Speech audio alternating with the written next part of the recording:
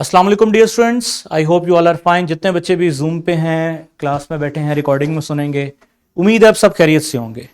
Dear students, last lecture में हमने electronegativity और इलेक्ट्रोनेगेटिविटी का क्या इलेक्ट्रोनेगेटिविटी होती क्या है, इलेक्ट्रोनेगेटिविटी का ट्रेंड हमने देखा था, और इलेक्ट्रोनेगेटिविटी की वजह से किस तरह से बॉन्ड की नेचर चेंज होती है। अगर थोड़ा सा लास्ट लेक्चर को रिवाइज करें और आगे हम लेके चलें तो इलेक्ट्रोनेगेटिविटी क्या था, व्हाट इज इलेक्ट्रोनेगेटिविटी। तो सिंपल लफ्जों में, अगर आसान लफ्जों में बोलूं तो willingness to gain electron, electron को गेन करने की जो एबिलिटी होती है किसी भी एलिमेंट की, वही उसकी इलेक्ट्रोनेगेटिविटी होती है। अब इलेक्ट्रोनेगेटिविटी देखने के लिए हम बेसिकली दो वैल्यूज को जज करते हैं, एक आयनाइजेशन एनर्जी और दूसरा electron affinity. Electron affinity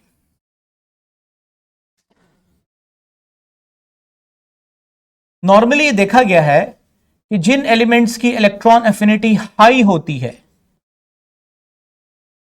definitely high electron affinity का मतलब ही यही होता है ना कि इलेक्ट्रॉन के लिए इलेक्ट्रॉन गेन करने की। अच्छा, यहां पे थोड़ा सा मैं आपको बताता चाहूं, अफिनिटी से मुराद इफेक्शन।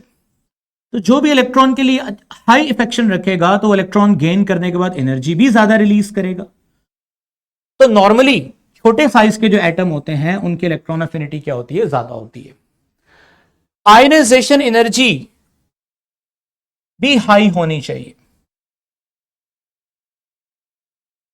हाई आयनाइजेशन एनर्जी होने से क्या मुराद है, आयनाइजेशन एनर्जी के हाई होने से मुराद है कि too difficult to remove electron, electron को रिमूव करना मुश्किल हो। ऑब्वियसली ये इस चीज की निशानी है कि इलेक्ट्रॉन रिमूव करना मुश्किल है तो इलेक्ट्रॉन गेन करना आसान है, ठीक है। तो इन एलिमेंट्स की जिनकी आयनाइजेशन एनर्जी ज्यादा होती है और इलेक्ट्रॉन अफिनिटी भी ज्यादा होती है, तो नॉर्मली ये देखा गया है उनकी इलेक्ट्रोनेगेटिविटी भी ज्यादा होती है, इलेक्ट्रोनेगेटिविटी भी ज्यादा होती है। और अगर आपको आयनाइजेशन एनर्जी का ट्रेंड पता हो तो जो लेफ्ट टू राइट और राइट में भी टॉप, क्योंकि टॉप टू बॉटम साइज बढ़ता है, ठीक है। राइट अच्छा, अब लेफ्ट टू राइट साइज छोटा होता है, यानी सबसे छोटा साइज अगर आपको मिलेगा तो यहां मिलेगा, क्योंकि left to right size small होता है, top to bottom size large होता है। तो ये टॉप राइट कॉर्नर पे जो एलिमेंट होंगे उनकी इलेक्ट्रॉन निकालने की, यानी कि उनकी इलेक्ट्रॉन अफिनिटी भी हाई होगी और आयनाइजेशन एनर्जी भी हाई होगी, तो दे आर हाईली इलेक्ट्रोनेगेटिव। तो यहां पर मेरी मुराद फ्लोरीन है। तो अगर आप देखें, ये आपको मैंने लास्ट लेक्चर में भी दिखाया था, तो यहां पर आपको फ्लोरीन मिला था 4.0, हाईली इलेक्ट्रोनेगेटिव, ठीक है। आप इस चीज को अंडरलाइन भी कर सकते हैं कि electronegativity, the higher the electronegativity, higher the electronegativity of an atom, greater its ability to pull shared electron. The property is related to an atom ionization energy and electron affinity, which are characteristic of isolated atom. Isolated बोलते हैं एक अकेले atom को, ठीक है। An atom with a higher negative electron affinity, यानी जिसकी higher energy होगी इलेक्ट्रॉन अफिनिटी, नेगेटिव का मतलब है यहां पर नेगेटिव साइन ये शो करता है एनर्जी रिलीज होगी, ठीक है। तो जो ज्यादा एनर्जी रिलीज करेगा इलेक्ट्रॉन अफिनिटी उसकी ज्यादा होगी। And high ionization energy is highly electronegative because it strongly attract electron from their atoms, from other atoms, ठीक है। एक और चीज, जो हमारे पास आयनाइजेशन एनर्जी और इलेक्ट्रॉन अफिनिटी होती है वो एब्सोल्यूट वैल्यू होती है किसी एक एटम की, लेकिन जो इलेक्ट्रोनेगेटिविटी होती है वो होता क्या है कि दो एटम्स के दरमियान में जब शेयरिंग ऑफ इलेक्ट्रॉन होता है तो फिर देखा यह जाता है कि किसकी पास ताकत ज्यादा है इस पेड़ को खींचने की। तो it is a comparative value, ठीक है। इलेक्ट्रोनेगेटिविटी जो है वो कंपैरेटिव वैल्यू है, इस कंपैरेटिव वैल्यू की वजह से हम इसको एब्सोल्यूट वैल्यू नहीं कहते। अच्छा, बहरहाल इलेक्ट्रोनेगेटिविटी के बारे में कुछ मजीद इंफॉर्मेशन है। Electronegativity values can be determine based on various properties, not just ionization energy and electron affinity. यह बड़ी क्लासों में पढ़ोगे कि और कौन कौन से पैरामीटर्स होते हैं जिसकी वजह से इलेक्ट्रोनेगेटिविटी डिटरमिन होती है, अभी हमने नहीं उसको पढ़ना। The American chemist Linus Pauling 1901 to 1994, ये उसका एरा है, develop the first and most widely used electronegativity scale which is based on thermochemical data. अब ये पूरा एक प्रोसीजर है, थर्मोकेमिकल प्रोसेस है, जिसमें आयनाइजेशन एनर्जी भी देखी जाती है, इलेक्ट्रॉन अफिनिटी भी देखी जाती है, और बहुत सारे फैक्टर देखे जाते हैं। उन सारे फैक्टर्स को काउंट करने के बाद ये जो आपको टेबल नजर आ रहा है, जो मैंने आपके सामने बनाया है, दिखाया आपको, ये टेबल को, इसके अंदर हर एलिमेंट की वैल्यूज को लिखा गया है। ये किसने डिजाइन किया था? ये पाउलिंग थर्मोकेमिकल डाटा है, तो हर एलिमेंट की इलेक्ट्रोनेगेटिविटी को बताता है। ठीक है स्टूडेंट्स, अब इस इलेक्ट्रोनेगेटिविटी का इस्तेमाल करते हुए कल हमने देखा था किस तरह से बॉन्ड की नेचर कंट्रोल होती है। तो मैंने कल आपको बताया था, अगर दो एलिमेंट ऐसे हैं कि अगर एक एलिमेंट मेटल है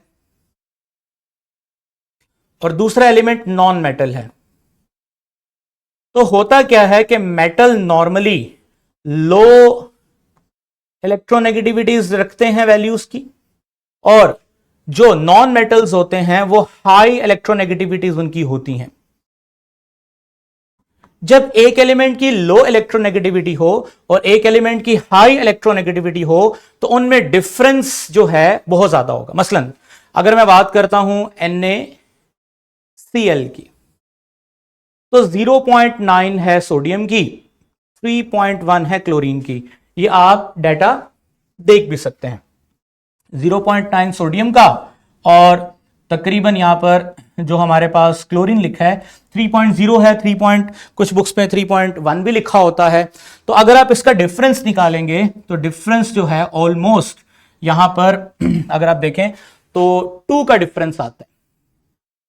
अब ये डिफरेंस बताता है कि एक बहुत वीक है और एक बहुत कमजोर है, तो लिहाजा यहां पर इलेक्ट्रॉन इस तरह से होगा कि यहां से इलेक्ट्रॉन ट्रांसफर होगा इस तरफ, और ये कैरी करेगा पॉजिटिव चार्ज और ये कैरी करेगा नेगेटिव चार्ज।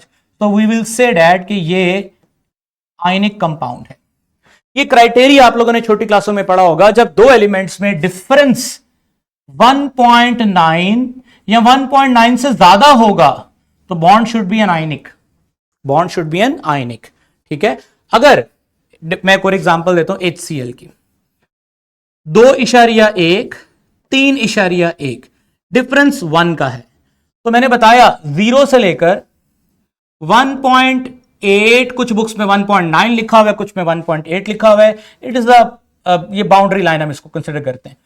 अगर डिफरेंस इस रेंज में होगा तो compound must be a polar covalent, polar covalent, polar होगा बट कोवलेंट होगा। अगर डिफरेंस 0 होता है, 0 तब होता है जब बाउंडेड एटम एक तरह के हो। मसलन अगर Cl के साथ ही बॉन्ड बनाता तो दोनों सेम एटम है ना, तो जब दोनों सेम एटम है तो दोनों की ताकत इलेक्ट्रॉन खींचने की भी सेम है, तो लिहाजा जब दोनों की ताकत सेम है तो डिफरेंस भी क्या रहेगा? 0 ही रहेगा ना। जब डिफरेंस 0 रहेगा तो compound should be consider as non polar, ना किसी पे प्लस ना किसी पे माइनस। हां, जब हेट्रोएटॉमिक आएंगे, हेट्रोएटॉमिक से मुराद एक H है एक Cl है, डिफरेंट एटम है मॉलिक्यूल के अंदर, तो एक की इलेक्ट्रोनेगेटिविटी कम एक की ज्यादा, ज्यादा वाले की तरफ इलेक्ट्रॉन का झुकाव होगा, इसलिए तो वो पार्शियल नेगेटिव है और ये पार्शियल पॉजिटिव है। हम यहां पर पार्शियल क्यों लगा रहे हैं? ये शो करने के लिए कि इलेक्ट्रॉन ट्रांसफर नहीं हुआ, शिफ्ट हुआ है। अगर इलेक्ट्रॉन ट्रांसफर होता तो फिर मैं यहां पर प्लस लगाता और यहां पर मैं क्या लगाता? माइनस लगाता, जैसे मैंने NaCl में लगाया है। ठीक है, ये शो करता है पार्शियल का साइन कि जो कंपाउंड है उसमें कोवलेंट बॉन्ड है, और ऐसा तब होगा जैसे डिफरेंस अभी आपने देखा, यहां पर डिफरेंस 1 है, 1.8 से पीछे है, तो ये जो रेंज है this is covalent but polar. अब ये जो रेंज है 1.8 से ज्यादा, ये है आयनिक की। ठीक है, तो इसी चीज को मैं सिमुलेशन पे एक दफा दोबारा दिखाऊंगा आपको। कल हमने वैसे सिमुलेशन को देखा था, एक दफा आप इसको रिकॉल कर लें सिमुलेशन को, ताकि हम आगे चलें। जी स्टूडेंट्स,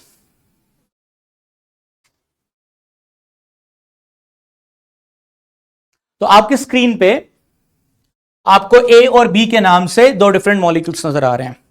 मैं यहां पर क्या करता हूं, मैं यहां पर इनका इलेक्ट्रिक पोटेंशियल दिखाता हूं। यहां पे आपको दो कलर नजर आ रहे हैं, ये आपको आगे क्लासेस में जाके भी काम आएंगे।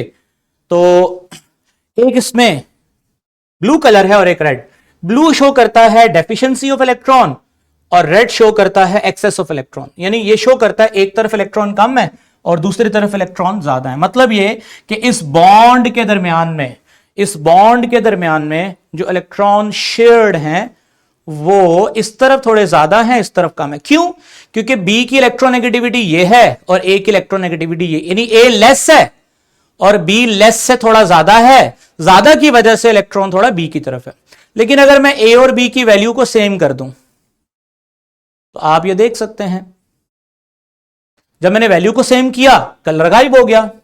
कलर गायब होने का मतलब ना कहीं पे अब इलेक्ट्रॉन ज्यादा है ना कम है, इक्वली शेयर्ड हैं, इक्वली इस बॉन्ड के सेंटर में हैं। तो ऐसा तब होता है डियर स्टूडेंट्स जब दोनों एलिमेंट्स की इलेक्ट्रोनेगेटिविटी सेम हो।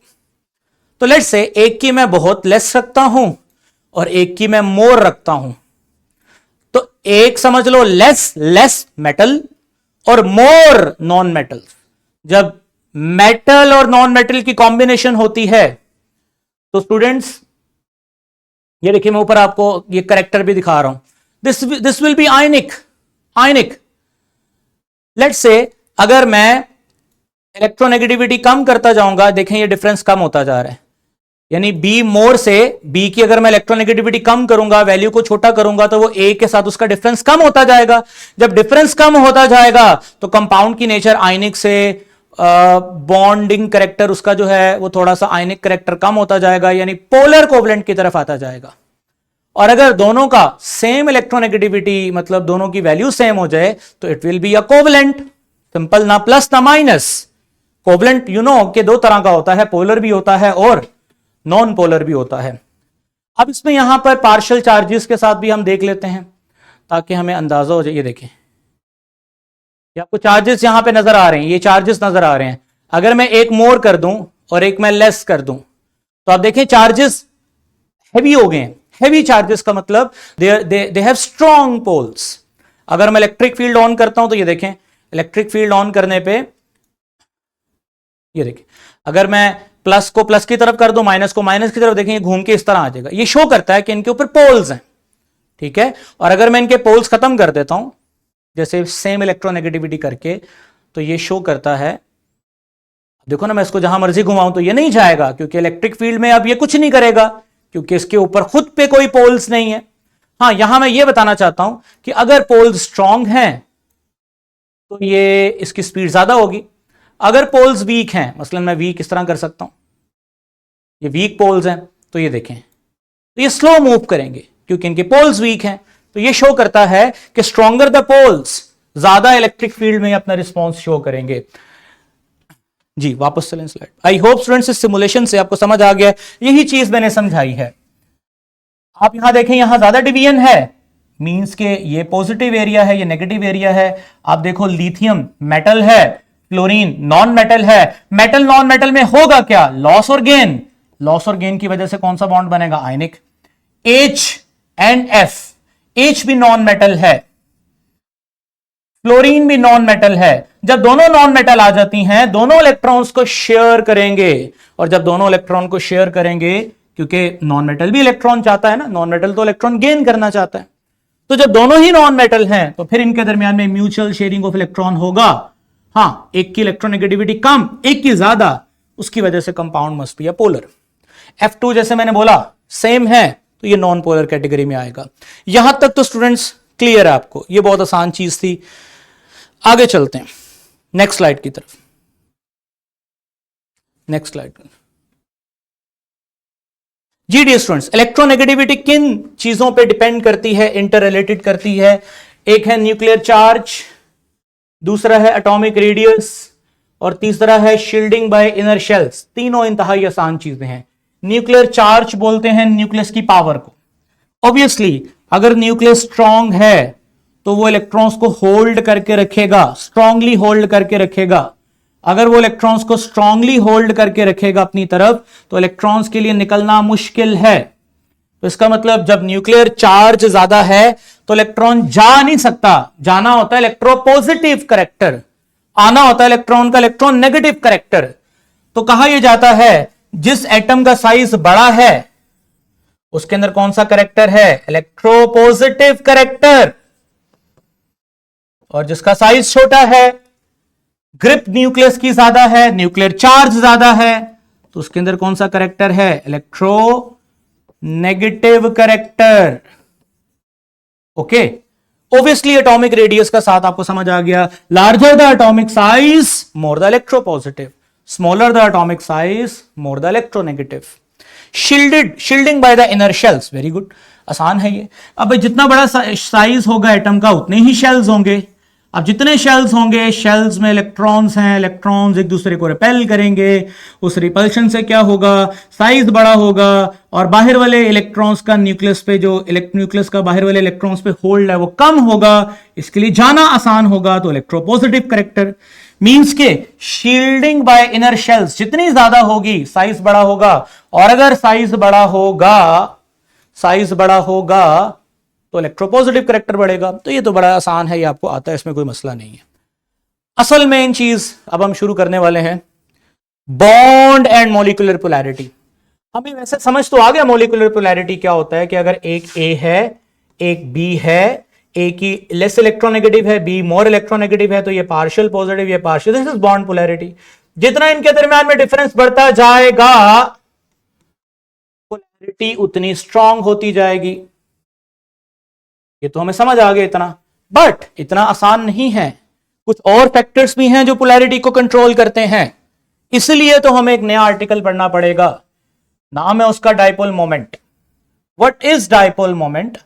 आसान लफ्जों में अगर मैं बताऊं, डाइपोल मोमेंट है, फर्ज करो मैं अभी आपको सिमुलेशन पे दिखाता हूं, ये दिखाएं जरा सिमुलेशन। ये देखें, मैं इलेक्ट्रिक फील्ड ऑन करता हूं, इलेक्ट्रिक फील्ड ऑन करने के बाद मैं क्या करता हूं, एक एलिमेंट ये रखता हूं, मतलब एक कंपाउंड ऐसा रखता हूं। अब इलेक्ट्रिक फील्ड को मैं ऑन करता हूं, इलेक्ट्रिक फील्ड को मैं ऑन करूंगा, और ये देखें ये मॉलिक्यूल कितना जल्दी रिस्पॉन्स कर रहा है ना, फॉरन प्लेट्स की तरफ मूव कर रहा है। और अगर मैं इसकी बात करूं तो ये स्लो रिस्पॉन्स कर रहा है। तो जो ज्यादा रिस्पॉन्स करेगा उसकी डाइपोल मोमेंट ज्यादा है, और जो कम रिस्पॉन्स करेगा उसकी डाइपोल मोमेंट क्या है, कम है। आसान लफ्जों में डाइपोल मोमेंट एक न्यूमेरिकल वैल्यू का नाम है। उस न्यूमेरिकल वैल्यू से हमें पता चलता है कि मॉलिक्यूल्स के डाइपोल कितने तगड़े हैं, कितने स्ट्रांग हैं, कितना ज्यादा वो इलेक्ट्रिक फील्ड में रिस्पॉन्स करेंगे। अब ये जो डाइपोल मोमेंट होता है ये दरअसल अब दो चीजों पर डिपेंड करता है। एक, जैसे ये मैंने आपको मिसाल दी, ये प्लस है ये माइनस है। एक, इनके ऊपर, इन पोल्स के ऊपर चार्ज का मैग्नीट्यूड कितना है, चार्ज कितना है। एक तो ये होगा, ये लिखा हुआ है ना मैंने, डाइपोल मोमेंट, इसको इस साइन से रिप्रेजेंट करते हैं, ये बराबर होता है Q, चार्ज कितना है भाई। और चार्ज हमें पता है, चार्ज डायरेक्टली प्रोपोर्शनल होता है इलेक्ट्रोनेगेटिविटी के डिफरेंस पे, जितना डिफरेंस होगा चार्ज उतना स्ट्रांग होगा। दूसरी चीज, उन चार्ज के दरमियान में डिस्टेंस कितना, चार्ज भी ज्यादा होगा डिस्टेंस भी ज्यादा होगा तो डाइपोल मोमेंट भी ज्यादा होगी। ये मैंने लास्ट पे लिखा हुआ है, डाइपोल मोमेंट ज्यादा जब आर डिस्टेंस को शो करता है, जब डाइपोल मोमेंट ज्यादा आर ज्यादा कब होगा, जब bond length between bonded atom क्या होगी, ये बॉन्ड लेंथ ज्यादा होगी, ये वाली बॉन्ड लेंथ। ठीक है, इसकी मैं आपको एक मिसाल देता हूं, फिर आपको ये समझ आएगा। स्टूडेंट्स ये देखें जरा, मेरे पास एक एग्जाम्पल है मेरे पास HF की, फिर मेरे पास एग्जाम्पल है MgCl की, जो कि डेफिनेटली MgCl2 होता है, हम तो एक बॉन्ड को डिस्कस कर रहे हैं। अब यहां पर हाइड्रोजन है 2.1, फ्लोरीन है 4.0।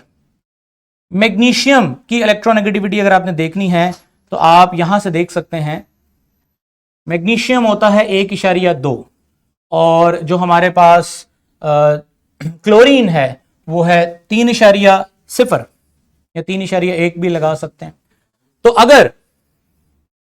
अगर यहां पर मैग्नीशियम को देखा जाए तो 1.2 और क्लोरीन को देखा जाए तो 3.1। अब अगर इनका डिफरेंस देखा जाए तो डियर स्टूडेंट्स, जो यहां पर डिफरेंस आता है वो तकरीबन यहां पर डिफरेंस आता है 1.8 या 1.9 का डिफरेंस आता है, और यहां पर भी डिफरेंस ऑलमोस्ट 1.9 का है। इलेक्ट्रोनेगेटिविटी का डिफरेंस सेम है, मतलब इनके ऊपर आने वाला प्लस और माइनस उनका मैग्नीट्यूड सेम है। जितना प्लस इस पे है उतना ही प्लस इस पे है, जितना माइनस इस पे है उतना ही माइनस इस पे है। इसका मतलब चार्ज दोनों का सेम है। But magnesium chloride is more ionic, HF is less ionic. Magnesium chloride is ionic compound, HF is a polar covalent compound। मतलब कि सेम चार्ज है लेकिन फिर भी इसके पोल्स ज्यादा स्ट्रांग हैं, उसके पोल्स वीक हैं। वजह बड़ी सिंपल है कि H का साइज भी स्मॉल है, F का साइज भी स्मॉल है। जब H का साइज भी स्मॉल होगा, F का साइज भी स्मॉल होगा, स्मॉल साइज के एलिमेंट्स जब आपस में मिलेंगे तो उनकी बॉन्ड लेंथ कम होगी। जब उनकी बॉन्ड लेंथ कम होगी, जब उनकी ये बॉन्ड लेंथ कम होगी डियर स्टूडेंट्स, जब उनकी बॉन्ड लेंथ कम होगी तो डेफिनेटली उनका आर कम हो जाएगा। आर कम हो जाएगा तो रिजल्टेंट डाइपोल मोमेंट कम आएगा। जब डाइपोल मोमेंट ही कम आएगा तो समझ लो उसके पोल जितने मर्जी स्ट्रांग है, असर ही उसका थोड़ा सा, तो वो वैसा पोलर शो नहीं होगा। मैग्नीशियम क्लोराइड दोनों का साइज बड़ा है, लार्ज डिस्टेंस है इनके दरमियान में। जब डिस्टेंस ज्यादा होगा तो डाइपोल मोमेंट भी क्या होगी बेटा, ज्यादा होगी। तो it is not all about poles, it is all about distance between poles and their magnitude. उनका जो रिजल्टेंट होता है वही होता है डाइपोल मोमेंट। आई होप कि आपको डाइपोल मोमेंट समझ आ गया। इस पैराग्राफ को पढ़ लें, मजीद क्लियर होगा। To predict whether a heteroatomic molecule is polar we must first consider the arrangement. पहले में अरेंजमेंट देखनी है। Within a molecule the polarity is individual bond is a secondary consideration, यानी कि जो पोलैरिटी है बॉन्ड की वो बाद की बात है, पहले तो हम उसकी सिमेट्री देखते हैं। अच्छा, the dipole moment is a quantitative measure of separation of positive and negative charge with in a molecule. एक मॉलिक्यूल के अंदर पॉजिटिव नेगेटिव की सेपरेशन कैसे है, सेपरेशन का मतलब कितना पॉजिटिव है एक तरफ और कितना नेगेटिव है एक तरफ। It is defined as the product of magnitude of charge and the distance between the charges। अच्छा स्टूडेंट्स, ये क्यों इंपॉर्टेंट है जरा देखें। जैसे आपके सामने दो एग्जांपल है carbon dioxide. Carbon have low electronegativity and oxygen have high electronegativity. That's why oxygen पे नेगेटिव चार्जेस आते हैं, कार्बन पे पॉजिटिव आता है। अब डाइपोल मोमेंट कैलकुलेट करने के लिए क्या करना पड़ता है, चार्जेस का मैग्नीट्यूड चाहिए, वो तो हमें पता है। चार्जेस का मैग्नीट्यूड लेट से हमें पता है। डिस्टेंस मेजर करने का तरीकाकार क्या है कि आपने प्लस से माइनस की तरफ एक वेक्टर ड्रॉ करना है, प्लस से माइनस की तरफ एक वेक्टर ड्रॉ करना है। अब ये जो वेक्टर आपने ड्रॉ किए हैं ये एंटी पैरेलल हैं, वेक्टर कैंसिल हो गए। जब वेक्टर कैंसिल होंगे डियर स्टूडेंट्स, जब वेक्टर कैंसिल होंगे तो देखिए डाइपोल मोमेंट बराबर है, क्यू तो है, जब इसका आर ही जीरो है तो any charge multiply by zero उसका डाइपोल मोमेंट जीरो आएगा। अब डाइपोल मोमेंट जीरो आने का मतलब ये पोलर हो के भी नॉन पोलर है, इसके पोल्स इसके किसी काम नहीं आएंगे। नो नेट डाइपोल मोमेंट, इसका मतलब आप इसको जब इलेक्ट्रिक फील्ड में रखोगे इसका चार्ज बैलेंस है, electric forces cancel, electric field में ऐसी बिहेव करेगा जैसे कि ये नॉन पोलर है। अब देखने को पोलर था इसलिए तो बोला पोल्स होना सेकेंडरी चीज है। अरेंज कैसे है मॉलिक्यूल ये इंपॉर्टेंट है, ये डिसाइड करता है मॉलिक्यूल पोलर है या पोलर नहीं है। जैसे वाटर है, वाटर में आपको पता है वेस्पर मॉडल ने सिखाया यहां बेंट आएगा, लॉन पेयर की वजह से यहां बेंट आएगा, ये वेस्पर ने सिखाया था ना हमें। अब इस वजह से यहां प्लस माइनस के तरफ जो हमने वेक्टर बनाया है वो कैंसिल नहीं होगा, उसका कोई ना कोई रिजल्टेंट होगा। चार्जेस भी हैं, रिजल्टेंट भी है, डाइपोल मोमेंट भी होगा इसका, और कितना है 1.85 debye. Debye is the unit of dipole moment. ठीक है स्टूडेंट्स, तो इस तरह डाइपोल मोमेंट हमें हेल्प करता है कौन मॉलिक्यूल ज्यादा पोलर है और कौन मॉलिक्यूल नॉन पोलर है। इसमें शेप्स का बड़ा किरदार है। कल के लेक्चर में आप फर्दर जैसे हम आगे देखते हैं, बल्कि इसको आज ही वाइंड अप करते हैं। जैसे ये देखें, ये सेंटर में कौन है जी, बी, ये ऊपर कौन है, ये सिंगल बॉन्ड है, डबल नहीं है, F F F, perfectly tetrahedral. एक जैसी सिमेट्री है, नेगेटिव नेगेटिव नेगेटिव, प्लस से माइनस की तरफ बेटा क्या बनाना है, वेक्टर, प्लस से माइनस वेक्टर, प्लस से माइनस वेक्टर, पढ़ा हुआ फिजिक्स में क्लोज शेप्स का जो वेक्टर होता है जब आप उनको ऐड करते हो तो उनका आंसर 0 आता है।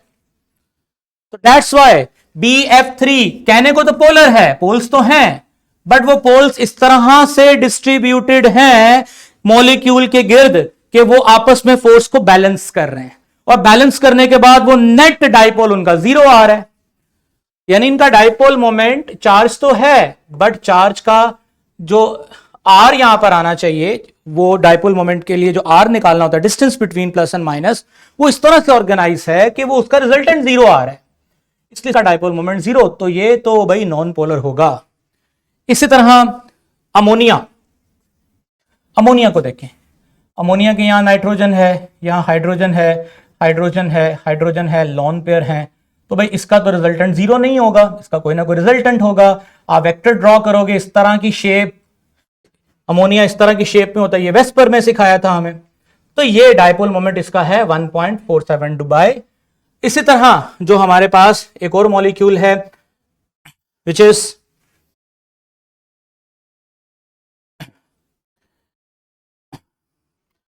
C double bond O carbonyl dichloride.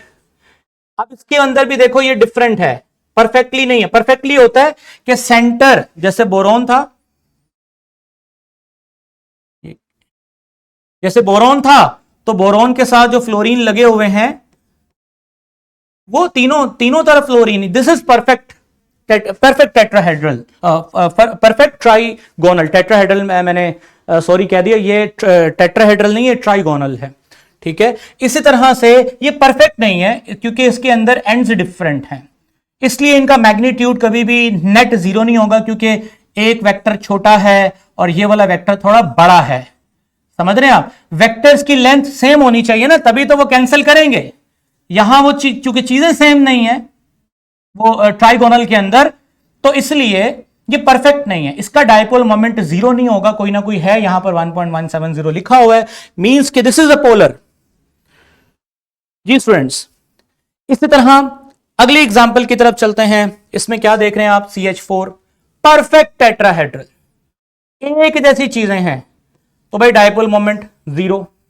इधर देखें CCl4 परफेक्ट टेट्राहेड्रल, प्लस से माइनस वेक्टर ड्रॉ करोगे, एक सिमेट्री में वेक्टर बनेंगे, सारे कैंसिल हो जाएंगे, तो डाइपोल मोमेंट 0। अब ये तीनों जो हैं, क्या किया मैंने, 4 हाइड्रोजन थे, एक एक करके मैंने क्लोरीन के साथ रिप्लेस करना शुरू किया, एंड पे चारों आ गए। ये दोनों जो है, ये और ये परफेक्ट टेट्राहेड्रल हैं, इसलिए इनका नेट डाइपोल 0 आएगा। ये तीनों नहीं है क्योंकि इन तीनों में एक बॉन्ड एक तरह का है, 3 बॉन्ड एक तरह के हैं, तो ये परफेक्ट नहीं है। इधर भी परफेक्शन नहीं है, इधर भी ये परफेक्शन नहीं है, बॉन्ड की जो लेंथ है वो डिफरेंट है, जो यहां वेक्टर्स बनेंगे प्लस से माइनस की तरफ, उनकी लेंथ डिफरेंट होगी, इसलिए वो कैंसिल नहीं होंगे, उनका रिजल्टेंट कोई ना कोई होगा, उस वजह से इन सबकी कोई ना कोई डाइपोल मोमेंट भी आएगी। तो दैट्स व्हाई ये सारे के तीनों जो हैं ये पोलर हैं, और एक्सट्रीम्स जो हैं these are non polar. Again shape और इलेक्ट्रोनेगेटिविटी को कंबाइन करके हमने ये सीखा। ये आपके लिए एक वर्कशीट है, आपने क्या करना है, इसमें कंबाइन मैंने आपको ज्योमेट्री, डाइपोल मोमेंट और मॉलिक्यूल लिखे हैं, उनके डाइपोल मोमेंट्स लिखे हैं, और आपने बताना है क्यों किसी का डाइपोल मोमेंट ज्यादा है और क्यों किसी का डाइपोल मोमेंट कम है और क्यों किसी का डाइपोल मोमेंट 0 है। इस टेबल को आपने जस्टिफाई करना है। अगर आप इस टेबल को जस्टिफाई कर लेते हैं तो उसका मतलब आपको लेक्चर समझ आ गया। आई होप स्टूडेंट्स ये डिटेल आपको अच्छे से समझ आ गई है। क्वेश्चन बैंक जो वीडियो के साथ मैंने अटैच किया है, आप उसको सॉल्व करें। आपका SLO के अगेंस्ट मैंने सारा मटेरियल अच्छे तरीके से कंपाइल कर दिया। कल हम क्वेश्चन बैंक को भी थोड़ा डिस्कस करेंगे और अगले नॉलेज को स्टार्ट करेंगे। उम्मीद है स्टूडेंट्स आपको अच्छे तरीके से समझ आ गया है। कोई क्वेश्चन हो आप कर सकते हैं, अदरवाइज फिर हम अपना लेक्चर वाइंड अप करें। जी डियर स्टूडेंट्स, क्लियर है सब? क्लियर? ओके।